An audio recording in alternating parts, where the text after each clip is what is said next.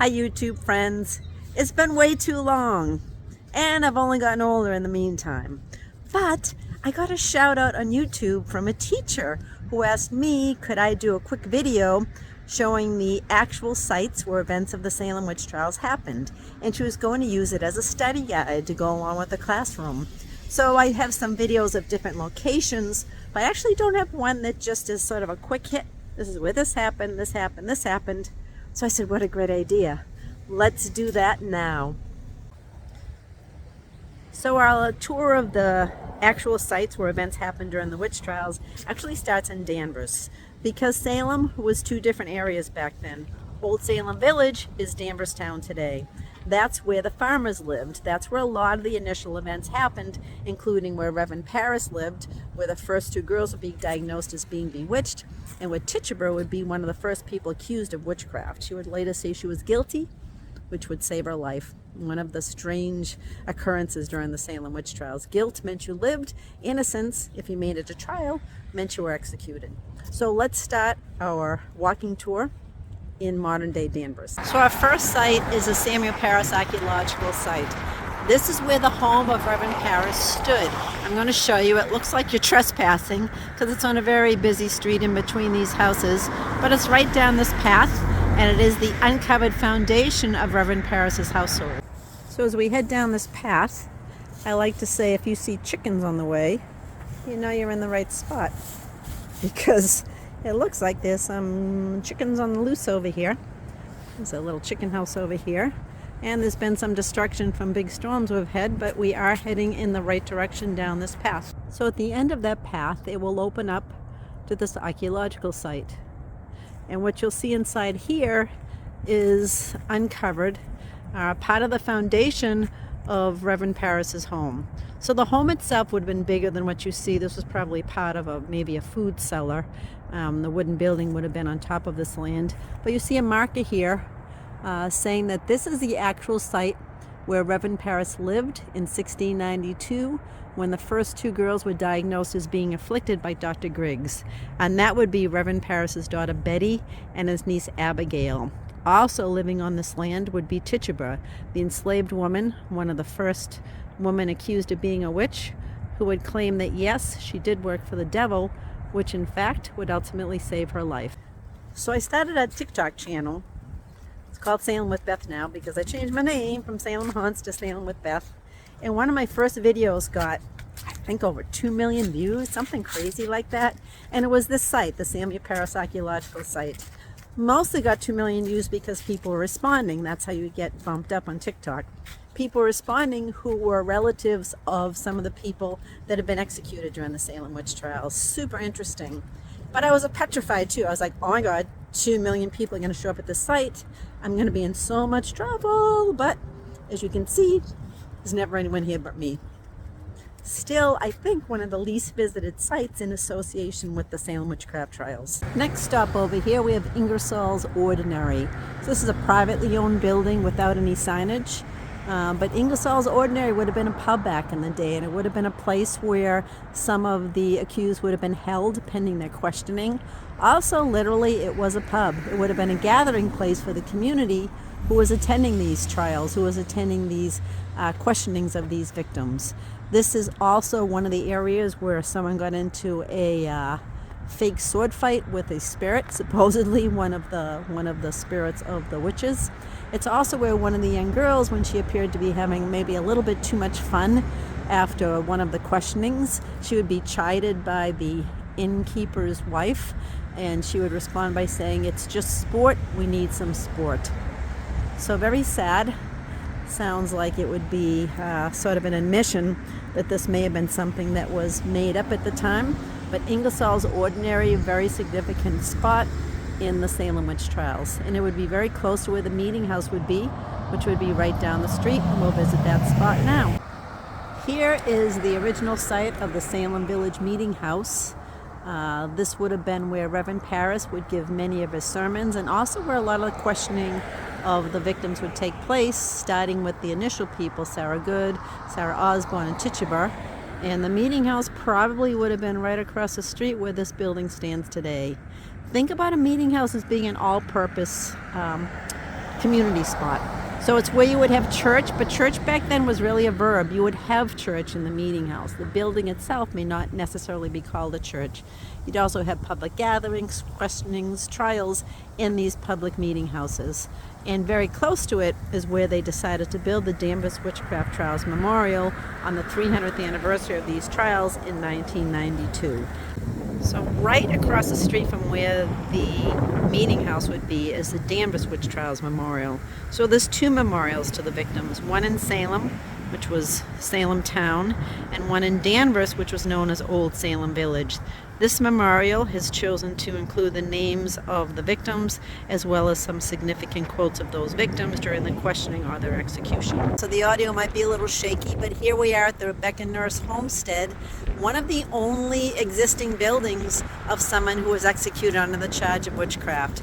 And this red building in the distance, which I can't enter because it's closed today, I'll see if I can sort of blow it up. A portion of this building is actually where Rebecca Nurse lived at the time that she would be arrested under the charge of witchcraft. So she would be very confused. I'm sure she thought it would be cleared up quickly. Sadly, though, it was not cleared up. Although when she went to trial, she would be one of the only people who would be found innocent. And then they would retry her and she would be found guilty. So all around heartbreaking. Also very interesting how three sisters, all accused of witchcraft, two would be executed and one would survive because the hysteria would come to an end before she was tried. This big commercial building over here sits on land that was once the home to the Salem Dungeon and Jail, used during the 1692 witch trials. Something to remember is that while the trials themselves took place in modern-day Salem, which was Salem Town, this was actually a regional event. It went well beyond Salem Town and Olde Salem Village. This is just one of the dungeons and jails used during that time. There would also be dungeons and jails in Ipswich, Cambridge, Boston, all around the area. And where this church is here, behind that church is a Howard Street burial ground, land where we believed Giles Corey was brought to be executed. We're now at the Howard Street burial ground. This burial ground here would be founded in the 1800s, but in 1692 is thought to be the open field where the execution of Giles Corey would take place. Giles Corey was a farmer from Olde Salem Village. When he refused to say if he was guilty or innocent under the charge of witchcraft, he'd be brought to an open field across from the dungeon and the jail, where he would be tortured to death through a gruesome, very slow torture called a pressing. This lot of land here is called Proctor's Ledge, and this is where they recently discovered evidence that perhaps this was the site of the executions. It is an unmarked spot. There is a monument to the victims around the corner that I will show you, but this ledge here is likely part of that original execution site where the 19 victims would be hanged until death. Around the corner from Proctor's Ledge is a monument to Proctor's Ledge and the 19 innocent victims who were hanged somewhere on this land, likely around the corner over there. This is not in the actual location. It's very close though. It's in a place where it's most easily accessible to the public. And it does have the 19 victims' names etched into this wall. This is the Jonathan Corwin House, better known as the Witch House, which was actually the home of one of the magistrates that served on the court of Oyer and Terminer. Judge Jonathan Corwin lived here before, during, and after the witch trials. Very significant building because it is the only building still standing in Salem that we can trace direct ties to the witch trials. So when he lived here, it wouldn't have looked exactly like this. This house has been in transition. It's also been moved. It's not the original land. But it is one of the only original buildings associated with the witch trials that we know of today in Salem. This is called the Lyceum Building in Salem. Today it's a wonderful restaurant called Sorno Seafood. So somewhere on this land where this restaurant is today, or perhaps where this building is on the corner over here, which is now a bank, this is land where the first victim of the Salem witch hysteria would have lived at the time that she was arrested under the charge of witchcraft. Bridget Bishop, famously the first person tried and the only person executed alone during the Salem witch trials. This sign is on the Masonic building on busy Washington Street in Salem, and it refers to the fact that somewhere right across the street here is where the trials were held for most of the victims that would be found guilty during the Salem Witch Trials. The trials, as you know, would have been a circus. Spectral evidence would be allowed. They would be having fits in the courtroom, perhaps making fun, mocking the person on trial.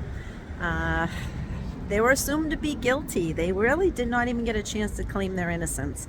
Very sad times, extremely illegal, and the idea of allowing religion, spectral evidence, all the belief of the devil and the supernatural into the courtroom is what caused all of these innocent people to die during this time. So here we have Elizabeth Montgomery, famous for Bewitched. I actually love Bewitched. She came here when I was 10, filmed some episodes. Have to say she was super nice. Elizabeth Montgomery, Bewitched, absolutely nothing to do with the Salem Witch Trials history. But I always think it's quite ironic that this statue sits on land that was the home of the hanging judge of the Salem Witch Trials, John Hawthorne. John Hawthorne, related to Nathaniel Hawthorne, would famously believe that these people were guilty of witchcraft, something that he brought right to his death. So here on Washington Street we have the Merchant Inn. So this beautiful inn called the Joshua Ward House sits on land that was once the home of the sheriff during the Salem Witch Trials, Sheriff George Corwin. So it is believed that the foundation of the Merchant Inn over here, this original foundation you see on the bottom, is partially the foundation of what would have been Sheriff Corwin's home back in 1692. And maybe that's why this place is so haunted. So let's end with the Salem Witch Trials Memorial in downtown Salem, not on the site of a significant event, but one of the two memorials remembering these victims. We saw the one in Danvers, which actually remembers 25 victims. This memorial here in Salem remembers 20 victims because this memorial is dedicated to the victims who were executed during that time, not the ones who died in jail or from the conditions following their arrest. 19 of these stones will say hanged, and one will say pressed to death, and that is the stone for Giles Corey, who was tortured to death in the Howard Street burial ground. And you'll see these words on the ground over here, some of the words from the victims during their questioning or their execution. Pretty much sums it up here. As we know, all innocent. So shout out to the teacher who came up with this idea. I think it's a great idea, and I hope this little video was helpful, maybe as a study aid to some schools who are interested in seeing the actual places where some of the events of the Salem Witch Trials took place.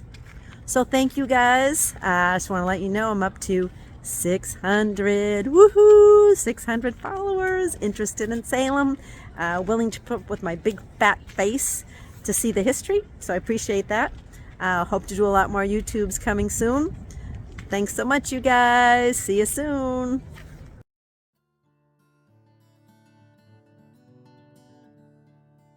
So here is my PS.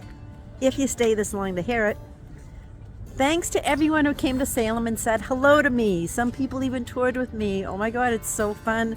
People knock and say, hey, I know you. Some people chat with me and tell me about how they visited Danvers and some of those sites.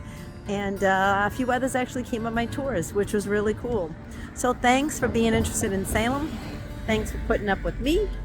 And hope to meet more of you in person soon. Take care. Bye. No more PSs. This is it.